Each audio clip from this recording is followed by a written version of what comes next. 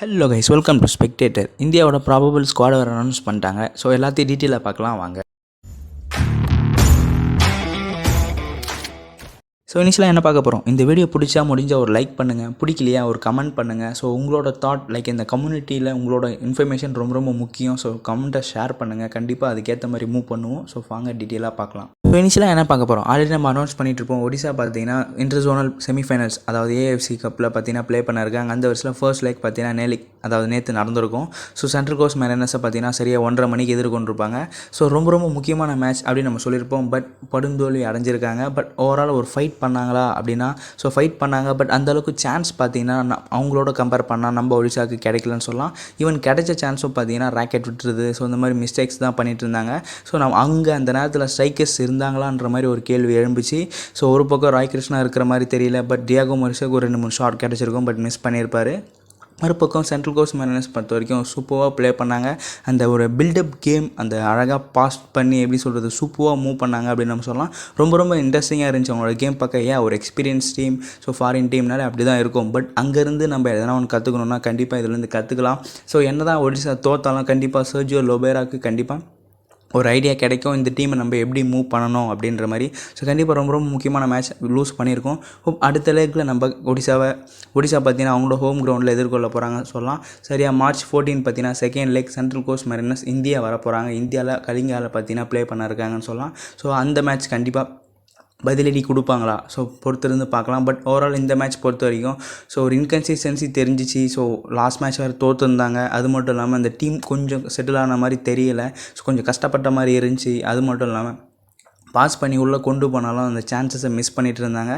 But ஓவராலாக அந்த டீமோட கம்பேர் பண்ணும்போது நம்ம ஒரு ஃபைட் பண்ணோமானா அந்தளவுக்கு ஃபைட்டும் பண்ணல அப்படின்னு நம்ம சொல்லலாம்.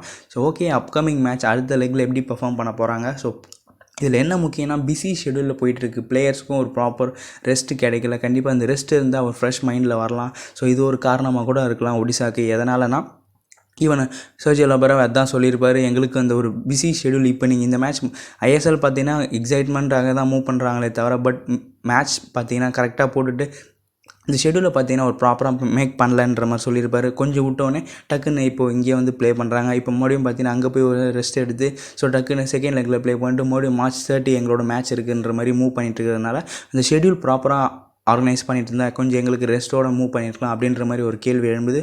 ஹோப் எல்லாம் பெட்டராக அமையும் அப்படின்னு நம்ம எதிர்பார்க்கலாம். நெக்ஸ்ட் மோகன் பகானோட சூப்பர் ஜெயின்ஸ் அண்ட் ஈஸ்ட் பெங்காலோட அந்த கொல்கத்தா டாபி வந்து நீங்கள் தடுத்துங்க, அதாவது மேட்ச் நடத்தாதீங்க அப்படின்ற மாதிரி சொல்லிட்டு வராங்க. எதனாலனா அவே ஸ்டாண்ட் அது ஃபேன்ஸுக்கு பார்த்தீங்கன்னா ஸோ டிக்கெட் ப்ரைஸ் அதிகமாக வச்சுருக்காங்க அப்படின்ற மாதிரி சொல்லலாம்.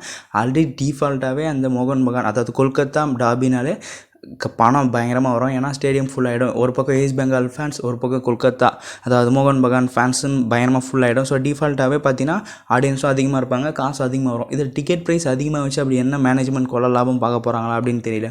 டிஃபால்ட்டாகவே எல்லா ஸ்டேடியமும் ஃபுல்லாக போகுது. ஸோ இப்போ வர்றவங்களுக்கு அப்படியே நம்ம ஆக்சுவல் டிக்கெட் ப்ரைஸ் வாங்கினாலே கண்டிப்பாக பார்த்தீங்கன்னா அதுக்கேற்ற மாதிரி நம்மளுக்கு பட்ஜெட் பயங்கரமாக வந்து சேர்ந்துடும். ஏன் இப்போ டிக்கெட் ப்ரைஸ் ஏற்றுனாங்கன்னு தெரியல. அந்த வருஷத்தில் ஃபேன்ஸ் எல்லோரும் என்ன எதிர்பார்க்குறாங்கன்னா ஸோ டிக்கெட் ப்ரைஸை குறைங்க, அதாவது அந்த கொல்கத்தா டர்பி வேணாம் நடத்தாதீங்கன்ற மாதிரி சொல்லிட்டு வராங்களா என்னன்னு தெரியல. பட் ஹோப் டிக்கெட் ப்ரைஸ் கம்மி பண்ணுவாங்க. ஸோ இது மேட்ச்லாம் ஸ்டாப்லாம் பண்ண மாட்டாங்க, டிக்கெட் ப்ரைஸ் கம்மி பண்ணுவாங்க. அது என்ன லாபத்தை பார்க்குறதுக்கு எவ்வளோ பெரிய ஆசைப்படுறாங்கன்னு தெரியல. ஹோப் டிக்கெட் ப்ரைஸ் கம்மி பண்ணி இந்த மேட்ச் சூப்பராக சக்ஸஸ்ஃபுல்லாக நடக்கும் அப்படின்னு நம்ம சொல்லலாம். Next so Jai Gupta national டீமுக்கு கூப்பிட்ருக்காங்க. ஆல்ரெடி எல்லோரும் சொல்லிட்டு வராங்க ஜெய் குப்தாவை கூப்பிடுங்க, நேஷனல் டீமுக்கு அவ்வளோ நல்லா பண்ணிட்டு வராருன்னு. பட் ஈவன் ஐகாஸ் டீமுக்கு அதான் சொல்லியிருப்பாரு. ஸோ யங் பிளேயர்ஸ் நல்லா பண்ணுறாங்கன்னா இன்னும் நல்லா அவங்க பண்ணட்டும், அப்புறம் நம்ம வரலாம். ஏன்னா இங்கே வந்து ஒரு நேஷனல் டீமில் ப்ளே பண்ணும்போது அது வந்து ஃபீல் வேறு அப்படின்ற மாதிரி சொல்லியிருப்பார். அந்த வருஷத்தில் நேஷனல் டீமுக்கு ஜெய் குப்தா வராரு. அவரும் மட்டுமா இல்லை, அமீர் நவாடே, இம்ரான் கான் இவங்க எல்லாருமே வராங்க.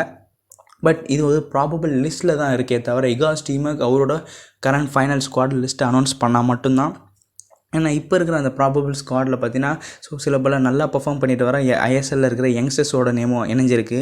பட் ப்ராபபிள் ஸ்குவாட் கண்டிப்பாக ஒரு 5 days இல்லை 3 days ஆல்மோஸ்ட் ஒரு 5 days முன்னாடி இகாஸ் டீமுக்கு அஃபிஷியல் அனௌன்ஸ் பண்ணுவார். ஒன்ஸ் அந்த ஸ்குவாடில் கண்டிப்பாக ஒரு சில பிளேயர்ஸ் மிஸ் அவுட் ஆக வாய்ப்பு இருக்குது. ஏன்னா இகாஸ் டீமுக்கு அதுக்கேற்ற மாதிரி சூஸ் பண்ணிருக்காரு. இப்போதைக்கு அந்த ப்ராபபிள் ஸ்குவாடில் பொறுத்த வரைக்கும் நல்ல நல்ல பிளேயர்ஸ் இருக்காங்க. ஸோ கோல் கீப்பர்ஸில் குர்பிரீத் சிங், அமரிந்தர், புர்பா லச்சன்பா, விஷால் கெய்த் இருக்காங்க. டிஃபெண்டர்ஸில் பார்த்தீங்கன்னா ஆகாஷ் மிஸ்ரா, மெஹதாப் சிங், பிரிதம் கோட்டல், ராகுல் பேக்கே, நிக்கில் புஜாரி, சுபசிஸ் போஸ், நரேந்தர், அன்வலரி, ரோஷன், ஜெய் குப்தா இருக்காங்க. மிட்ஃபீல்டர்ஸில் பார்த்தீங்கன்னா Thapa, Brandon Fernandes, Liston Colaco, Naorem Mahesh, Sahal Abdul Samad, Suresh, Jackson Singh, Deepak Tangri, Imran Khan இருக்காங்க. அண்ட் ஃபார்வர்ட்ஸில் பார்த்தீங்கன்னா இஷான் பண்டிட்டா, சாந்தே, மன்வீர், விக்ரம் பிரதாப் சிங், ராகுல், நந்தகுமார், ஐசாக், சுனில் சேத்ரி இருக்காங்க அப்படின்னு நம்ம சொல்லலாம். சரி, இது எல்லாமே ஓகே, பர்ஃபெக்டாக இருக்கும். பட் ஃபைனல் ஸ்குவாடில் இவங்க பேர்லாம் இடம் பெறுமானா கண்டிப்பாக மாற்றம் ஏகப்பட்டது இருக்குது. ஸோ எதிர்பார்க்காத பிளேயர்ஸ் இருக்கலாம். இதில் முக்கியமான நல்லா பண்ணிட்டு வர பிளேயர்ஸும் இல்லாமல் போகலாம். பட் அதுக்கு ஒரு ரீசன் வச்சுருப்பார் ரிகார்ட் ஸ்டீமன், எதனால் கொண்டு வரேன்னு. இப்போ அவர் என்ன சொல்லியிருக்காரு அந்த ஸ்குவாடில், எதனால் இந்தந்த பிளேயர்ஸ்லாம் இருக்காங்கன்ற மாதிரி ஒரு டீட்டெயில் கிடைக்குமோ நம்ம அதை பற்றி அப்டேட் பண்ணுவோம். ஸோ இப்போ இந்த வீடியோ உங்களுக்கு பிடிச்சிருக்கோன்னு எதிர்பார்க்க. ஸோ மேலும் இன்ஃபர்மேஷன் தெரிஞ்சுக்க ஸ்பெக்டேட்டரை ஃபாலோ பண்ணிக்கங்க. Let's go Indian football.